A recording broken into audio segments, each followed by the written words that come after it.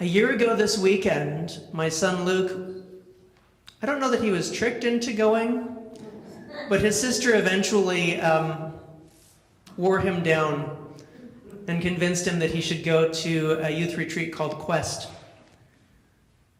It's one of our youth retreats in the diocese, and it's led by other youth.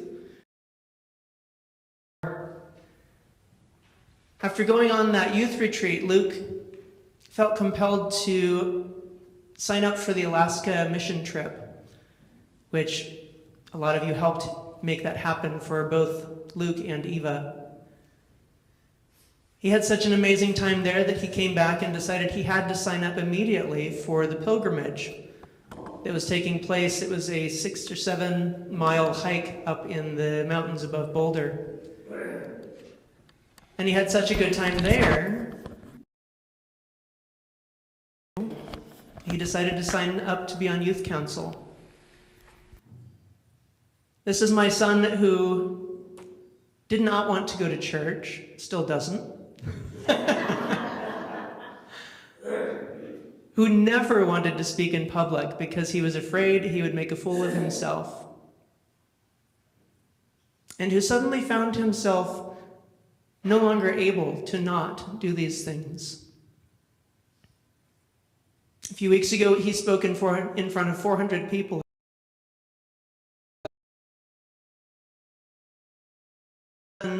Why he signed up for youth council. And this weekend, he's at Quest, this time as a leader. Sorry. I'm a little proud of him. Last night at 7, they had a live stream of his talk to the other teens as he talked about the importance of being present in the moment. This is also life with his nose in his phone, explaining to other teens that that is something that takes us out of relationship. And how much he realized when he had to leave his phone behind for these different youth retreats, that although it was hard, that space, that hole that was left by it was suddenly filled with relationships, with people that he now trusted as friends. And for the first time in his life, I think, a relationship with God. Trust is something that doesn't come easily, particularly for my 3 kids who were all adopted. Adoption is difficult for kids. It leaves them with feelings of abandonment, of inadequacy, of why wasn't I good enough for my birth parents to keep me?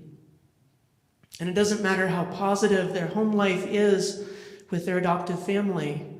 Those are just part of how they're brought into the world and how they experience it. So finding the space for trust is something really big for Luke. Our readings this morning talk to us about trust in different ways.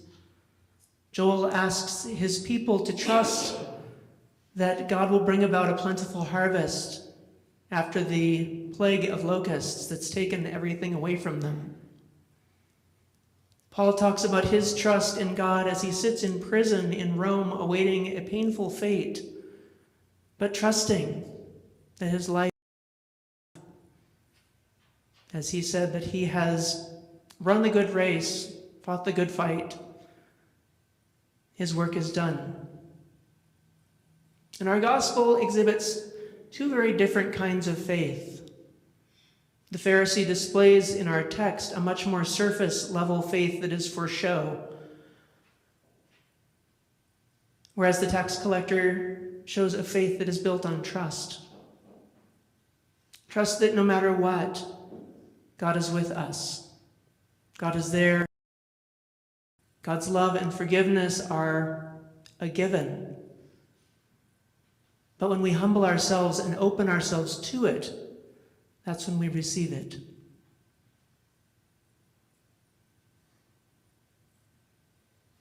When I was driving through the Starbucks drive-up window this morning, because I was out of milk at home, It happens.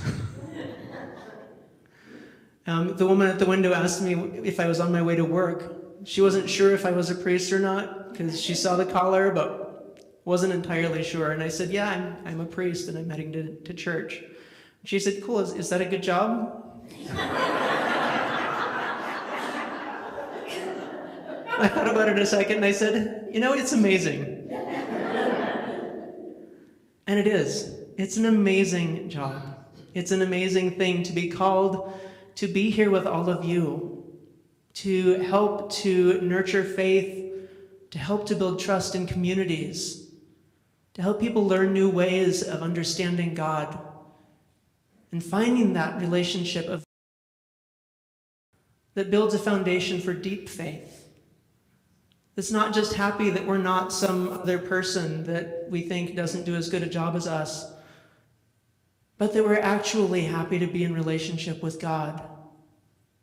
The God that we know loves us, forgives us, heals us, wants for our wholeness, and sends us out into a hurting world to offer those same gifts to others. It is an amazing thing. I'm excited to be picking Luke up later today to hear more about his experiences. As staff, he was very excited that he got his own room. And so he called us every night. The participants don't get to have their phones, but staff gets to keep them hidden. So getting to hear about his experiences and learn of his leadership, of hearing the people cheering for him because they know him, because he has built relationships of trust and hope and love with them, is a really amazing thing to get to see. It gives me a lot of hope that when we send him out into the world, he's going to be just fine. And no matter what, we know God will be with him. It's a different version of trust, isn't it? Trusting that our kids are going to be okay. We get to be a community that builds trust. We get to be a community that takes love outside, proclaims that it is truly for everyone, proclaims that this is a place where all are safe, where all are welcome, where all can be fed, where all can be assured that they matter, that they are loved, that they are seen. And I think that is a truly amazing thing.